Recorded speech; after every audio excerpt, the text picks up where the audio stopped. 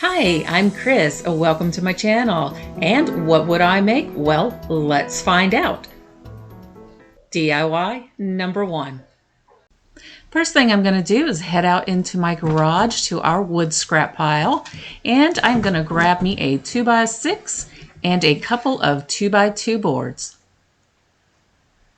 Then head on over to that miter saw and cut these babies down. I cut my 2x6 down to 12 inches long. I didn't take off any of the short end.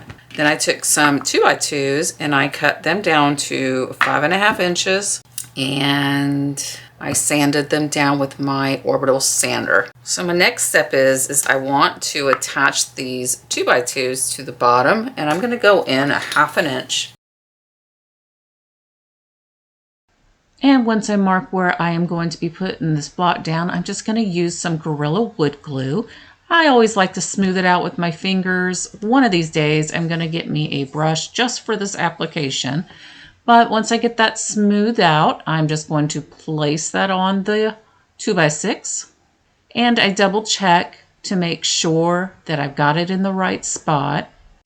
And with wood glue, I like to go ahead and just kind of hold my wood piece in place until it gets tacky enough, and then usually I will take a clamp, but I don't have my clamps upstairs, so I am just going to go ahead and set some paint cans on top. Smartest thing would have been to have flipped it over and put the paint cans on the top of the board. Okay, so once that's done drying, and well, I flipped it over halfway in between it drying so I could put the weight on the opposite side, I realized I put this on. My feet were supposed to go on this side, so this side was on the bottom. Yeah, so I put the good side on the bottom. So I'm going to try to use a little bit of wood filler. So I'm just going to go ahead and put that wood glue on those spots that have a lot of little cracks and stuff in it, and just spread it around with my fingers, making sure I get it as flat and as filled up as possible. And then I will have to leave that to dry.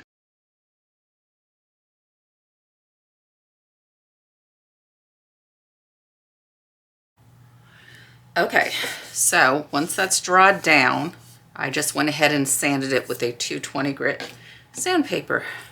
So I've got the color Aged Gray. This is Rust-Oleum, and this is what I'm going to give this a coverage. I'm going to start on the back, and I'm going to give this a full coat on the front, back, anywhere that I see. All right, so I made sure I sanded with 220 in between coats and after the final coat. And it's pretty smooth. I'm still kicking myself for putting the wrong side up, but again, I'm just gonna embrace it. And I did about 2.5 coats.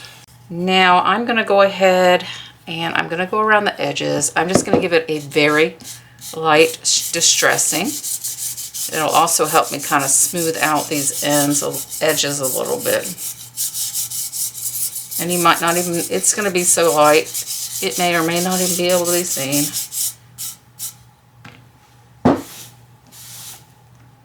And I'm just going to go ahead and seal it with the polyacrylic. And I'm going to put about 3 coats of this on, drying in between and sanding in between each coat. All right, so I've got this Bella stamp here, and I originally wanted to use the very center of this large piece, just right there. And, well, it didn't quite work out the way I had intended. This is what it ended up looking like, and this is my response. All right, here it is up close. I don't think I like it. So I decided to go ahead and sand it down a little bit and see if that made me like it, which it didn't. So I had to go ahead and sand off the entire image, and that wasn't easy to do. It wasn't easy at all. I started out with a 240 grit sandpaper. That wasn't enough, so I did go to an 80 grit, and I just sanded and sanded until the image was gone. I reapplied another coat or 2 of the gray paint and started over. Now I'm just going to use this little corner piece that is in the Bella package, my white ink from IOD, and I'm just going to stamp that in all four corners of my piece. And I decided to go something simple because apparently I am a simple girl for the most part. I don't know, a lot of times something simple is more appealing to my eyes. But, you know, I'm trying to branch out, which I do in one of these projects. I really go to the extreme, but you'll see that coming up here soon. And once I get all four corners stamped, this project will be completed. And you guys will have to let me know what you think. I know this is a simple project, but you know, these risers sell. People are selling them on Etsy. So if you like to sell items and you have a booth or something, maybe give these a shot and see how they go for you.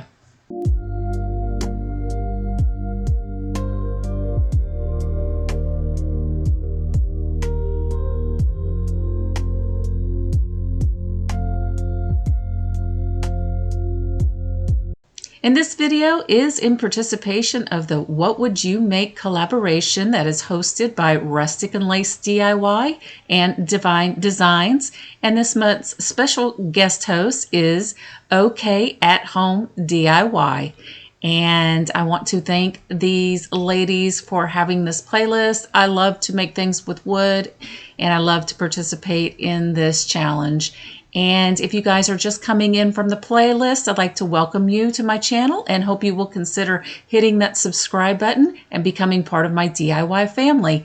And for all of my returning subscribers, thank you from the bottom of my heart. I really appreciate you guys. And with all that being said, let's continue. DIY number 2. And in this project, you are going to need 4 of these boxes from the Dollar Tree. And the 5-gallon paint stir sticks, you are going to need 2 of them. You could use 4 of them if you wanted to put them side by side, but I only use 2 of them. And the first thing I want to do is I want to glue 2 of the boxes together. And I'm just going to use some Gorilla Wood glue and just a dot of hot glue just to keep it in place while it's drying, but I am also going to clamp them in place to make sure that I get good adhesion. And you are going to do this to both sets of these boxes. Okay, I'm going to take 2 paint sticks and I'm going to cut them at the 10 7/8 inch mark line, which is the line just before the 11-inch mark. And I'm going to take them out into my garage and I'm going to do that on my miter saw. Okay, so I've got these cut down and these are still drying. So what I'm going to do is get an idea how I want to lay them out. So I'm going to take these 2 side pieces. I'm going to put the ruler marks on the inside and just roughly center. I'm going to go ahead and just clamp them in place at center. Take this one, wedge it between the 2 to the top. Take clamps, I'll clamp that in place.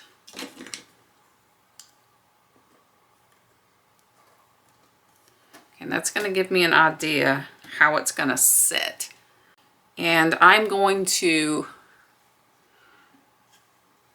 it's hard for me to show you, but under the bottom where the paint stick meets this one, I hope you can see that. I'm going to draw a line on the inside where the bottom of this tray is.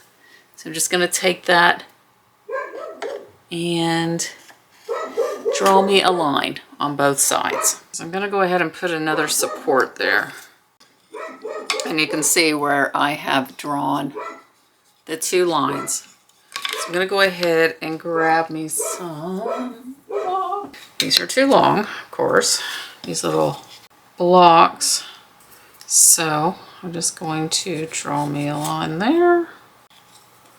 Draw me a line there and use my miter shears and cut those down.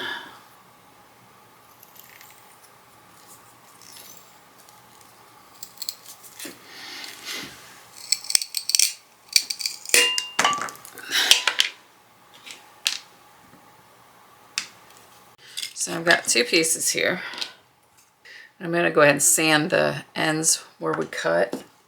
Some 80 grit. Some clamps are ready. And I'm just going to go ahead and glue that there.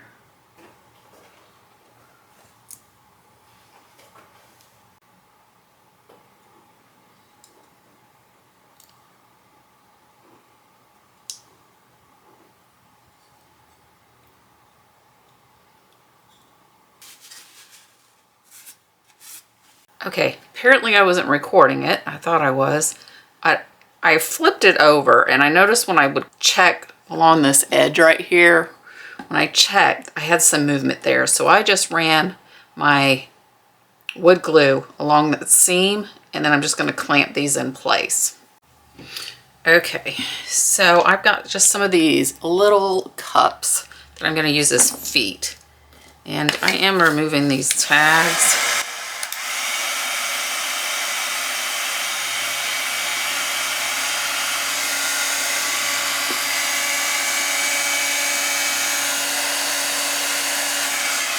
Okay, and I'm just going to go ahead and paint these little cups in the Iron Gate from Heirloom Traditions. They're all in one paint. So I will paint those.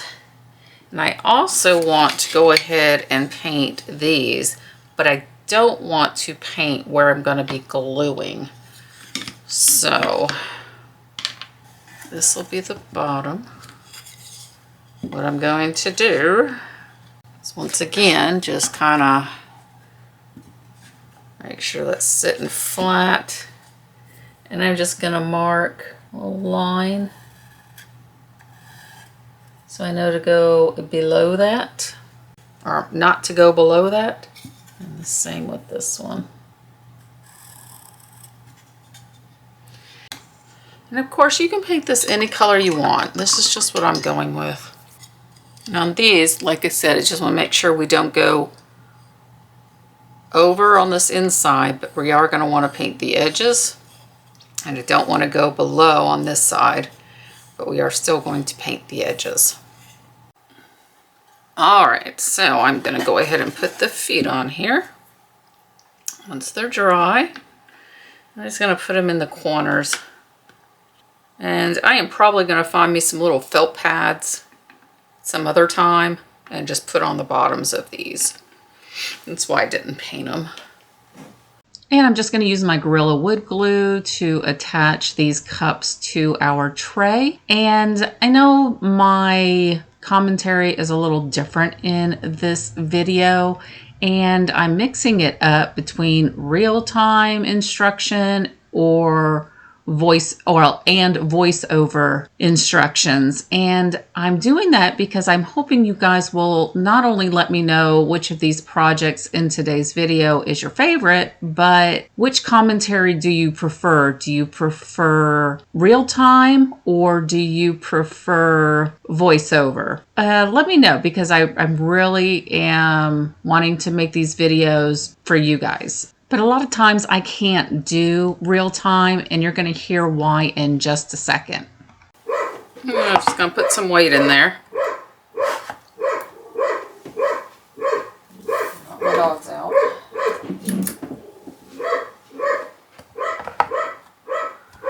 And let that dry. Okay, well, these are all dry, so I can get rid of all my clips here. Now, sometimes when I'm crafting, I kind of get a little absent-minded, and stupid me painted the bottom side where I wasn't supposed to on both of them. And I remembered when I was painting these, which would have been yesterday, I was like, oh, I forgot, I left the whole spot off. And so I painted them both. And I come up here today to finish this project up, and I'm like, well, dope. You weren't supposed to paint them because you wanted that raw wood. But, oh well, it is what it is. So, before I put the feet on, I probably should have put these on, but we're going to make it work. And I want to go ahead and find a center on the sides of my bottom piece. This is the piece with the feet on it. So, I'm going to go ahead and find center. Which, why can't these ever be an even number? Like, you know, 5, 6, 7, a whole number. Why can't they ever be a whole number or at least a quarter of an inch number? No, they've always got to be some off of the wall number. Okay. I can't believe I painted that.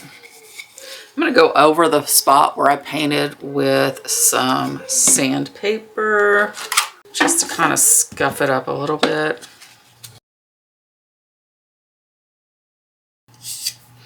You are going to need some clamps for this to make this easier. So I want this right down the center.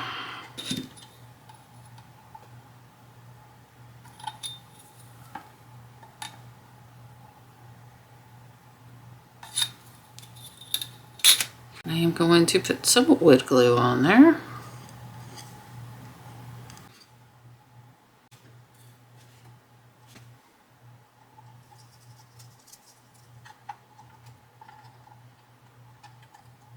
Okay, and I am going to use my nail gun and I'm going to shoot a nail right in here. And it's been a while since I've used my nail gun.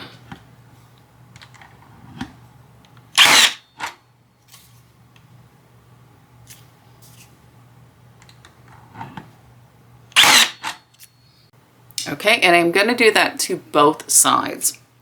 Okay, now because the smallest nail you can use in most of these nail guns is a 1 inch, those were too long. So what I'm just going to simply do is take my pliers here and I'm just going to trim those off.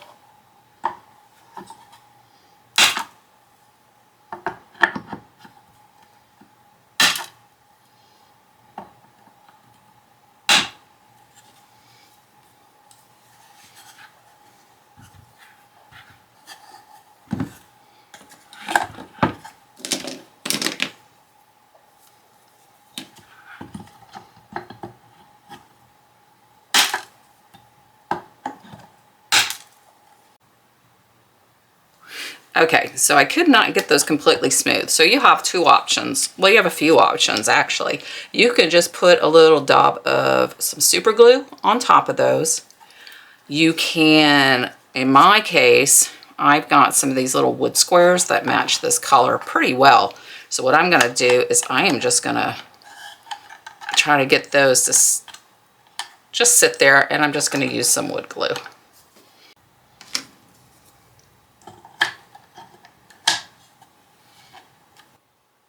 I'm gonna let that dry. Okay, so I ended up just using some hot glue for my little wood pieces to cover those nails that are sticking through. So while that's setting there, I'm gonna go ahead and take my top box and we're going to put it on the ledges here that we created. This will set right on there. So you just want to get it center, make sure everything looks good, and oh, that is perfect. So what I'm going to do is take some wood glue and I'm going to run it along these edges.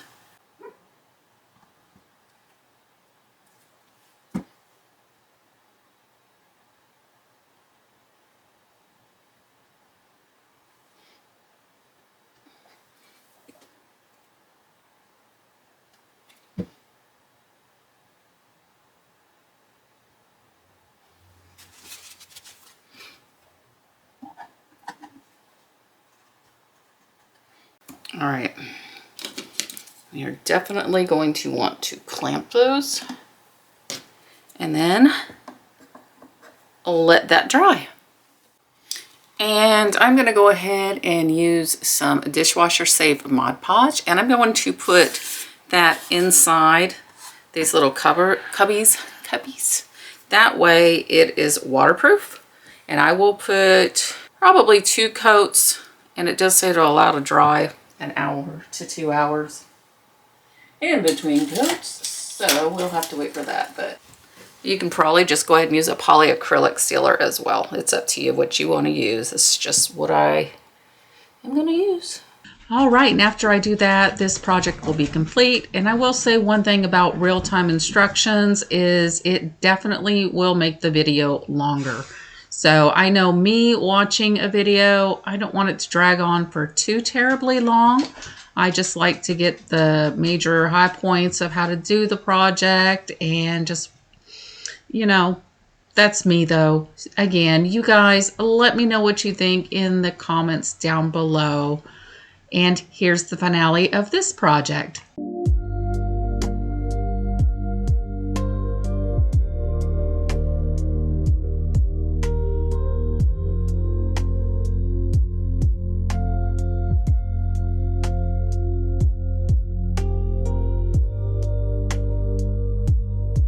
DIY number 3.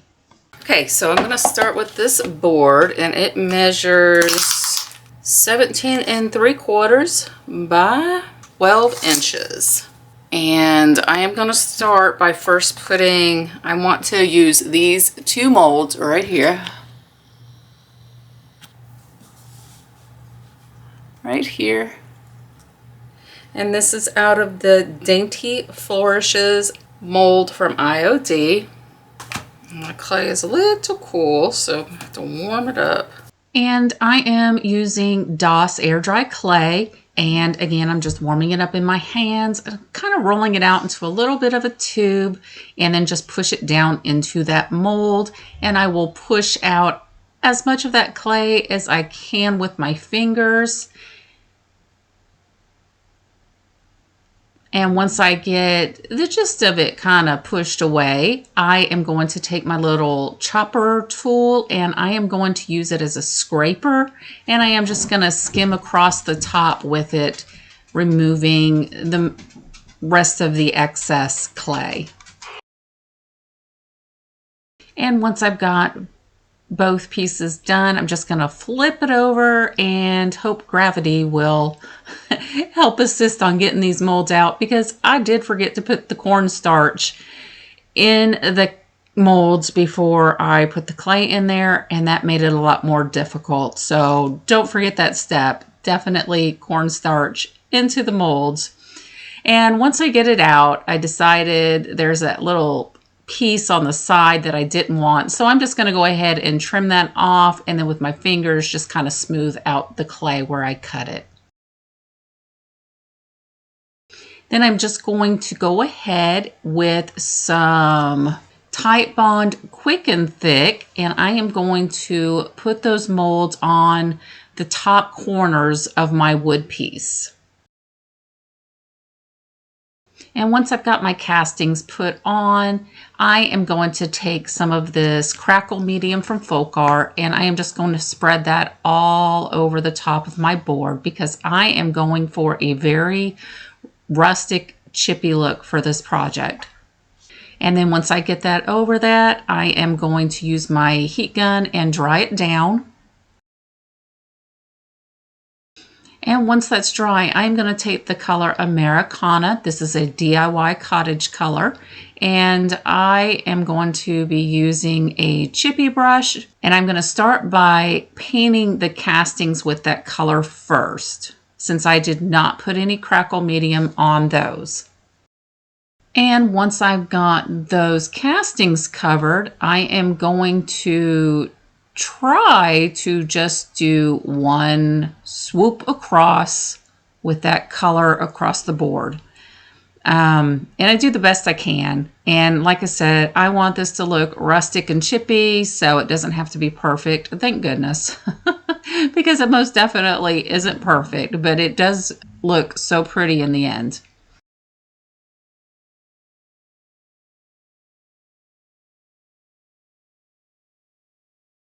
And then once I get that covered, I'm going to again take my heat gun and I am going to dry it down.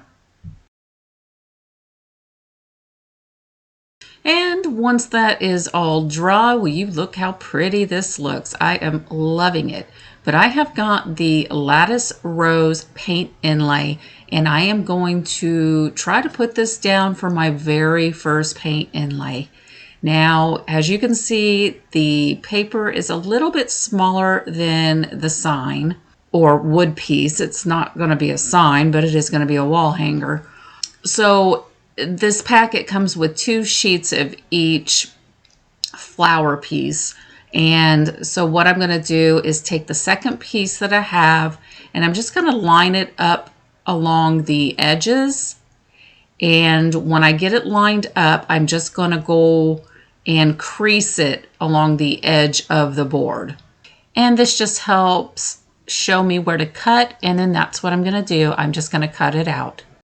Now on the opposite side of where I am cutting, there is a strip there that needs to be cut off also, which I did not do, and you'll see what happens when you don't cut that piece off. And then I am going to do the same exact thing to the other side and the top. I don't have to do the bottom because I pulled the paper level with the bottom part. And once I've got those all trimmed out, I am going to be using Big Top instead of paint. You could use either or, but again, I'm going to go ahead and use Big Top, and I am going to spread that all over. Work quickly because you don't want it to dry on you. This has to be wet for that paint inlay to absorb into it. And I'm going to start with my centerpiece. And unfortunately, this is kind of where things start to go wrong. I should have marked it somehow of where to lay this paper because I got it pulled too far over to the right. And then I'm just going to line up my side pieces. And don't ask me what I was thinking on this one. Why is it so far down? Don't know. And then when I get to this side, I'm just going to do the same thing. And that's when I realize, okay, well, I didn't pull it over to the other side far enough. So I've got all this excess paper. And then I couldn't figure out where it was lining up. So yeah, I've just definitely got to start marking the paper and stuff when I do this. And the other thing I did not do is I believe you're supposed to respray it with your mister like so, and then push it in with the wet paper towel and then let it dry. I just let it dry and then just misted it to pull it off. But anyway, I am pulling it off, and that first sheet I pulled off was absolutely stunning. It was beautiful. The 2 side pieces weren't that bad, but when I get to the centerpiece, that's when it starts getting a little trickier to pull off, like it wants to stick more. So I apply a little more water, hoping that'll help. And the water just kind of made my paper more fragile. So I then tore the paper a little bit when I'm peeling it off, as you can see right there. But I do eventually get it off.